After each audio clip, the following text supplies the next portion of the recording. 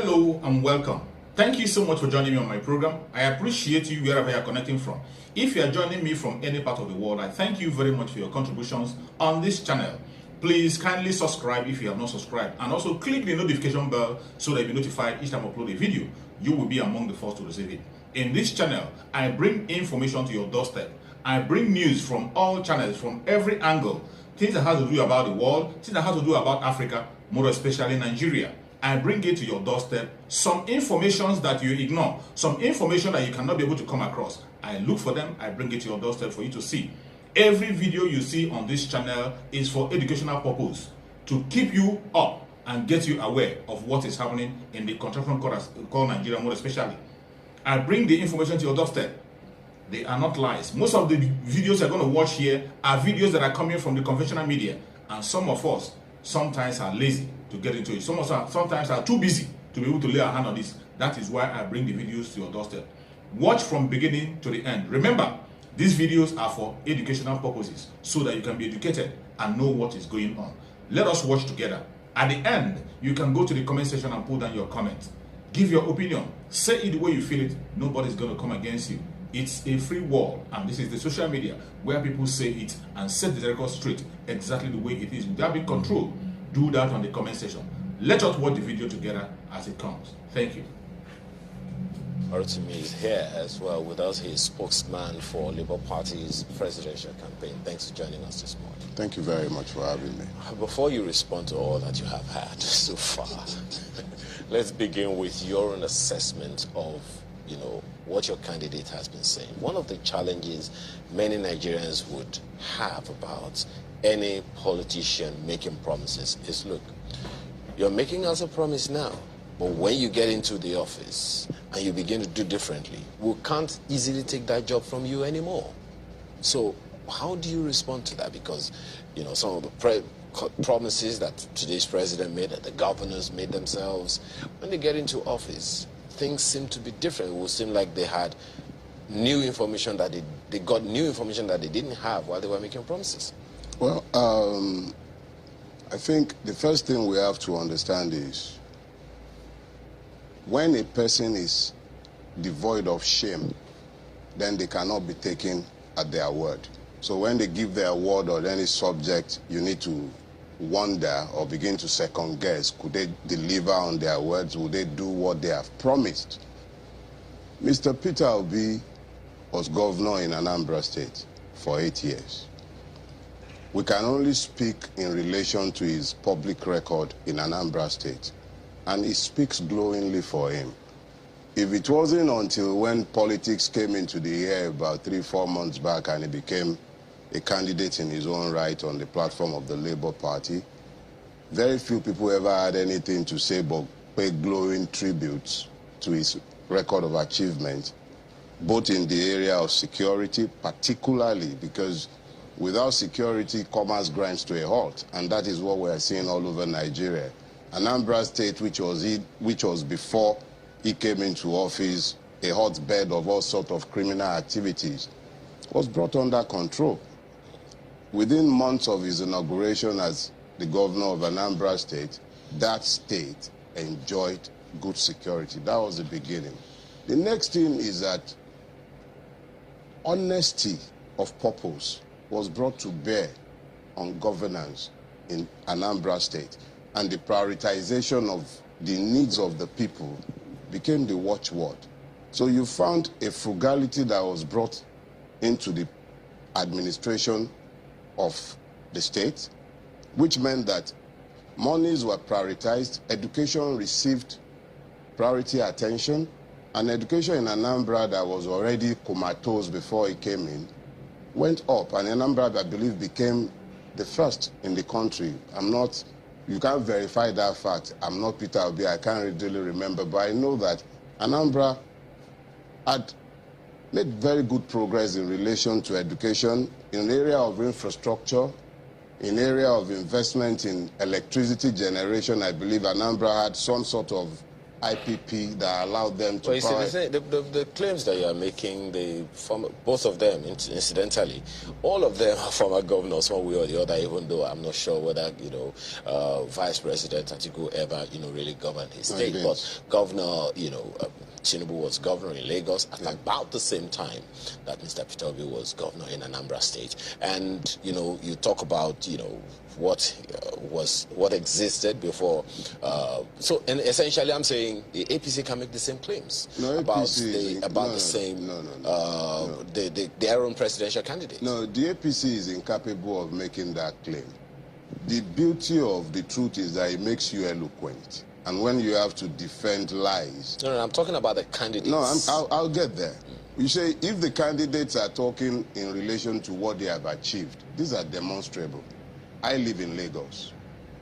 Most of us who are present in this building here can speak as being related to Lagos because they live here. I live less than 30 kilometers away from you, but I had to get up from my bed by 5 o'clock so that I could make this trip. And that was me driving against traffic. Coming to this place, I watched several kilometers of traffic back to back before 6 o'clock in the morning. That is the quality of life the average Lagosian enjoys, encapsulated in his traffic experience. You might speak to 8 years of Asiwaju Bola Ahmed Tinubu, but I will speak to 23 years of his unbridled hegemony over this state. And what I'll say to you is that if anything, what we have managed to achieve is a painted sepulchre, and that is when I'm speaking directly to what Tinubu has done with the state he has had control over for the last 23 years.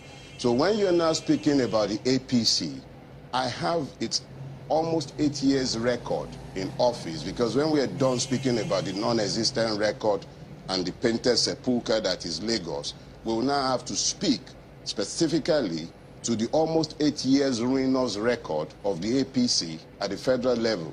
I watched Mr. Morka struggling to defend the indefensible, frankly. Now, when you speak to security, we must understand that the foundation of every state. Sorry, but before we go to the federal, I mean, you are speaking to the glowing tribute, you're paying glowing tributes to what Mr. Peter Obi did as governor. If you would, the APC would certainly also respond in the same light, that while Tinubu was governor, these are the things that he also did. He also took care of education, he paid school fees of students, he did this, he did that, so he also, you want to talk about education in Lagos State? No, I'm just speaking to what, I mean, both of them will make the same claims. No, see, people can make any claim they care. I recall a time when Naira was going to become 1-to-1 with the dollars, just in 2015, when we were building all kinds of pies in the skies.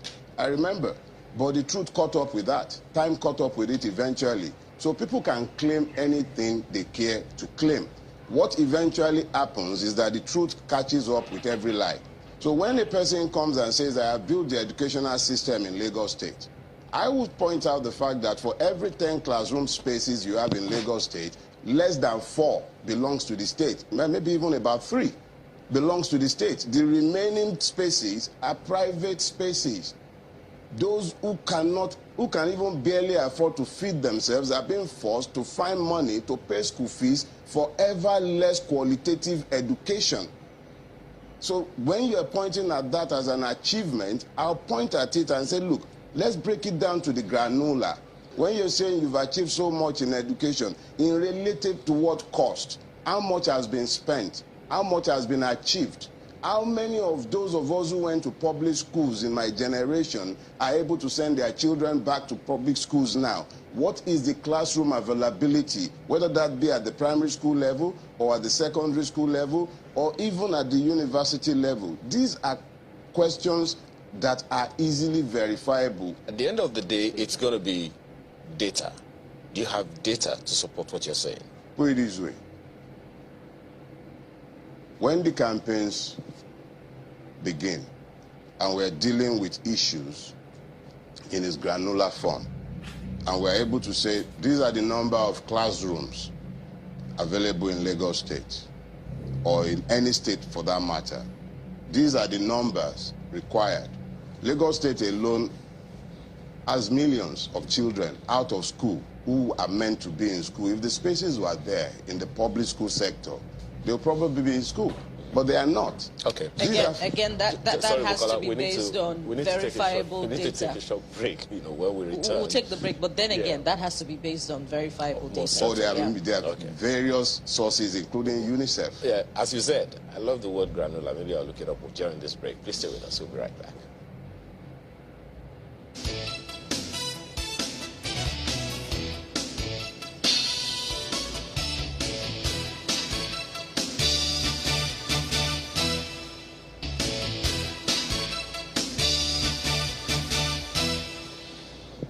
Thanks for staying with us. Well, Mr. Dele Farotimi is still with us here. You want to ask a question? Yes, thank you, Ayo. Mr. Farotimi, your candidate is interesting, and I watched him with keen interest yesterday when he talked about the wealth of Nigeria being in the north. Just before that, at another fora, he had said that Niger State is very rich in arable land, and it's fertile for agriculture. But let's get to the hows. Speaking of which, should he become president, how will that be executed, given the many hurdles that, a Nigerian president has to cross in that regard? And I'm referring to, how the subnationals, as they're currently constituted, are unable to agree on a lot of things. They're unable to agree on how to tackle insecurity, unable to agree on the water resources bill. So when he speaks glowingly about the wealth deposited in certain parts of the country, how will that dream, of a green country be achieved with all of these hurdles? Thank you. The truth is that we have multitudes of problems in Nigeria. Multitudes on multiple levels, but the most tragic of our problems have been a failure of leadership, altruistic leaderships. What we've had over time are people afflicted with myopia who have not necessarily found the capacity to think long-term and find the commonalities that should bind us together. So in pursuit of narrow interests, we've been further divided. What Mr. Peter Obi is looking to do is not achievable in the absence of a rejig of several aspects of our current structure. And if you look to what he has said openly, he has talked about state policing. He has talked about multiple levels of policing where you devolve policing powers to the federating units.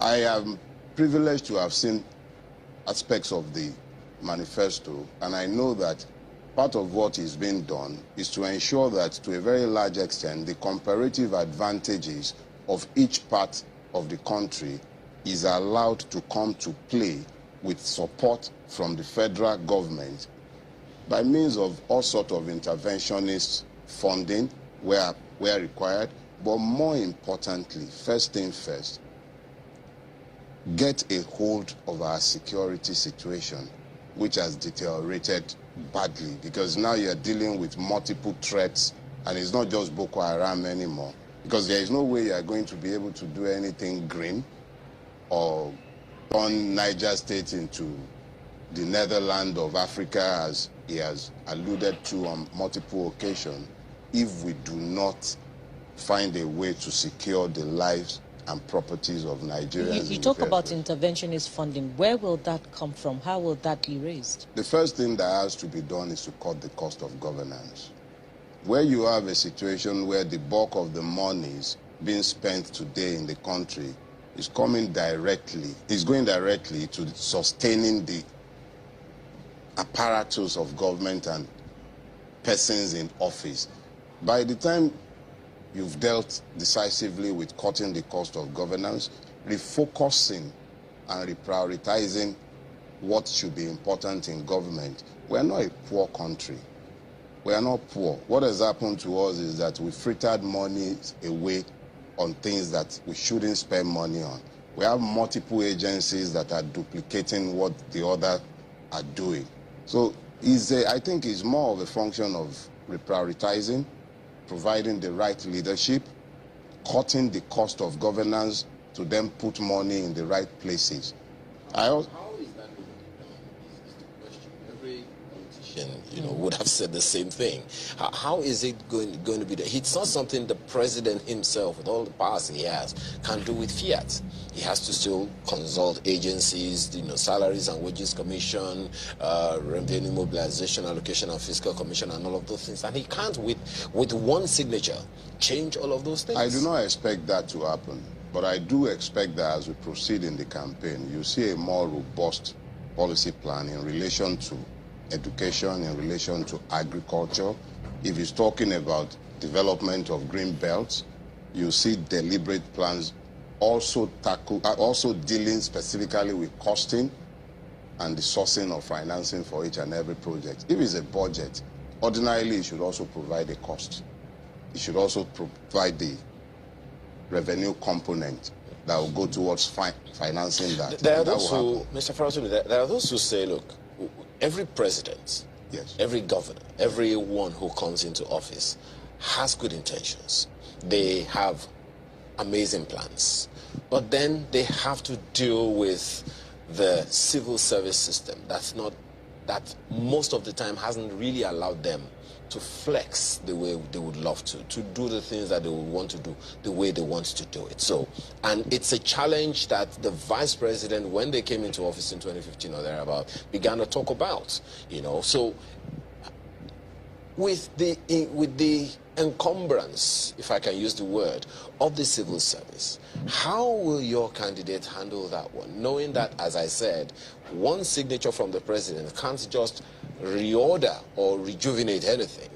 He still has to deal with civil servants spread across the 36 states of the country. I'm no specialist in this, but I do recall that there is the Orosaye report that had been gathering dust for years. And everyone who has had occasion to look at our civil service has spoken extensively about the need to look at the Orosaye report as a way to at least find a roadmap to a civil service reform that makes our civil service relevant to our needs. Are you saying that your candidate is going to look at it and implement it? I would leave it to the candidate to speak to that. And I'm saying this because I do not know specifically what the intentions are, but I do know that there was a purpose to asking for that report. And the purpose was because we all admitted that there is a problem with the civil service, both in terms of numbers, in terms of remuneration, and in terms of even the structuring. And just to follow up to that, how is your candidate also going to get past what will possibly be a colored National Assembly in terms of party differences should he win the election in taking all of these decisions? Fair enough. I would imagine that in spite of party differences, the commonalities of our afflictions should suffice to allow us to find common purpose. So if the president, hopefully, Mr. Peter Obi, should be perhaps the only product of Labour Party, which I know will not be the case, he would of course have to work with the members of the House of Representatives and the House and the Senate, regardless of what party they might come from. I know that Anambra is a small, minuscule part of Nigeria, but it is still representative of the Nigerian state to a very large extent.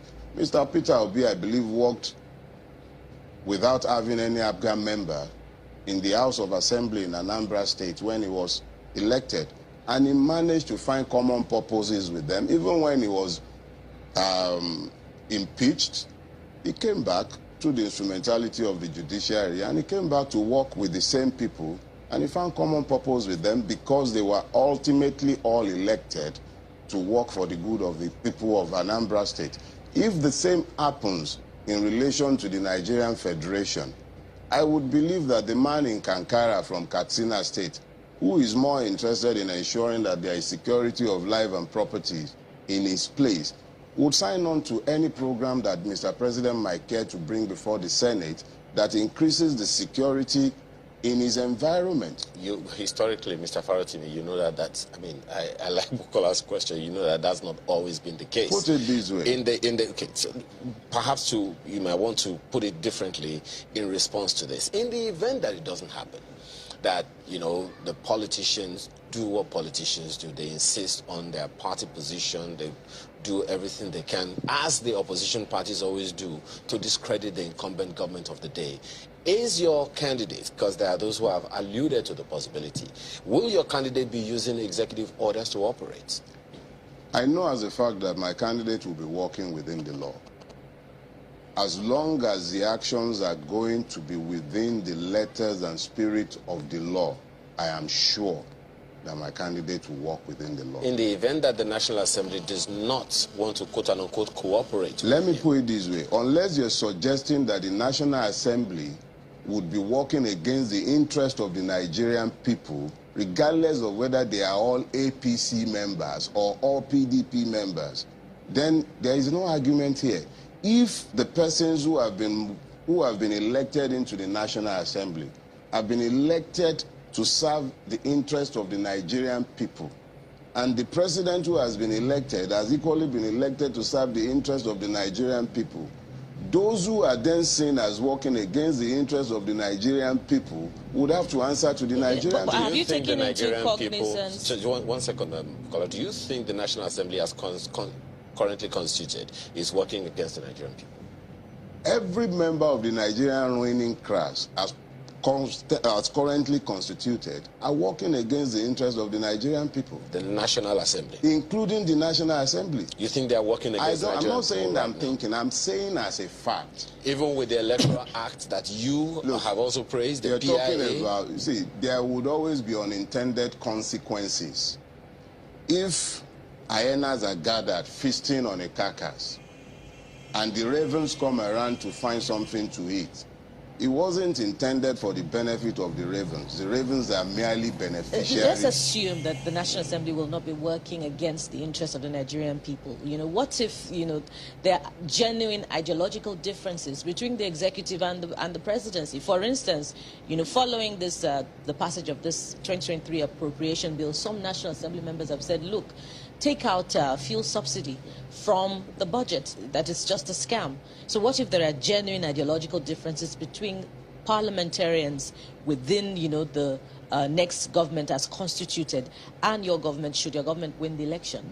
How will that be addressed? That is the beauty of democracy. When there are policy differences, and you might very well find that someone like me might be one of those who have genuine policy differences with the government that might emerge. I'll be out there on the street if there is a need to protest. If we are dealing with a democracy, we must understand that we will not mirror each other in terms of policy positions. So where there are policy differences, the assumption is that there will be back and forth negotiations so that you can find middle ground, so that you might be able to work for the interest of the people who you have all been elected to serve.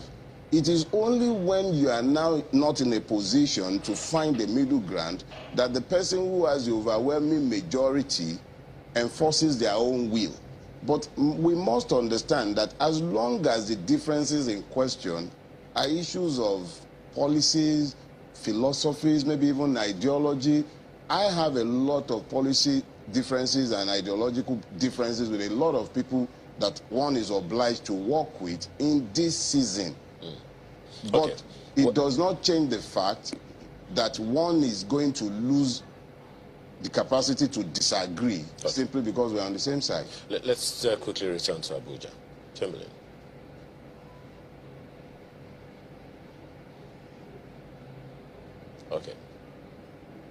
Okay, while the guys are still getting ready, one of the questions that I would also want to ask you, there is a whole load of young people, behind your candidate.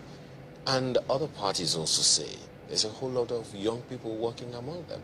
The PDP, the APC, the NNPC, the rest of them. Now, the question then would be, in your opinion, going into 2023, what would you be saying to young people? There has been a whole outcry for them. What would you be saying to them? Before you go to that one, to respond to the claims of Mr. President about the ministerial retreat, where he says that, look, a lot of things have been done by the party, the APC, to make Nigeria better. Well, I have had occasion to point out in the past that when you're listening to Mr. President, General Buhari, be careful not to use your own parameters to interpret his words. The man says he has done very well. By his own parameter, Mr. Moka was very kind to say that that's the official record. But it's a pocketbook issue. When you tell me the economy is good, I look at my pocket. When you talk to me about increasing power generation, I check my diesel cost, my energy cost. When you talk to me about improvement in security, I check the level of my heart palpitation when I'm traveling outside any city perimeter. So when Mr. President makes these claims, it is very easy for the average member of the Nigerian society, understanding clearly that there is a dissonance between Mr. President's claim and his own reality. He understands that he shouldn't listen to what Mr. President is saying, but he should look to his own reality.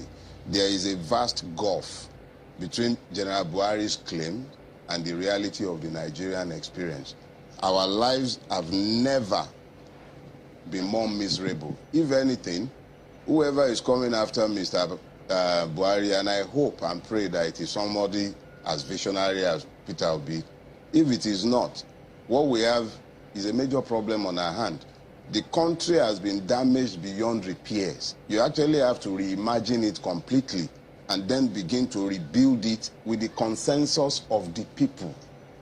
Without the consensus of the people, it becomes almost impossible to repair the damage. In fact, it's impossible to repair the damage. Okay. You have to revision the country, and that dovetails into your first question, which is now the second, the young people.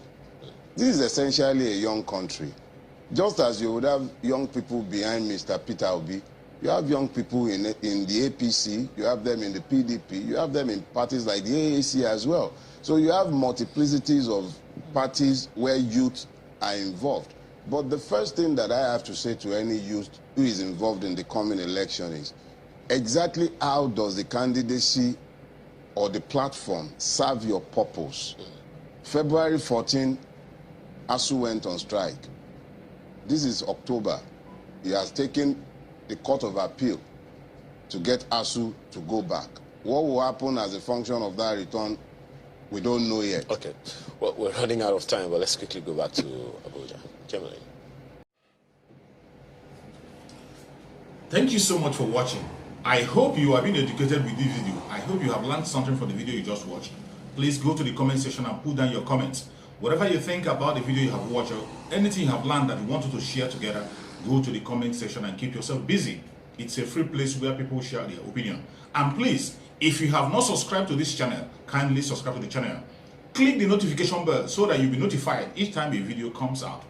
And also, share the video to your family and friends. Share it to all platforms so that people can get aware of what is happening in the world, mainly in the contraption called Nigeria. We have to keep people on their toe, keep people informed on what is going on. That is exactly what we are doing. Every video you are watching in this channel is for the purpose of education and nothing more. Thank you so much for watching, and remember us. Bye-bye. See you again.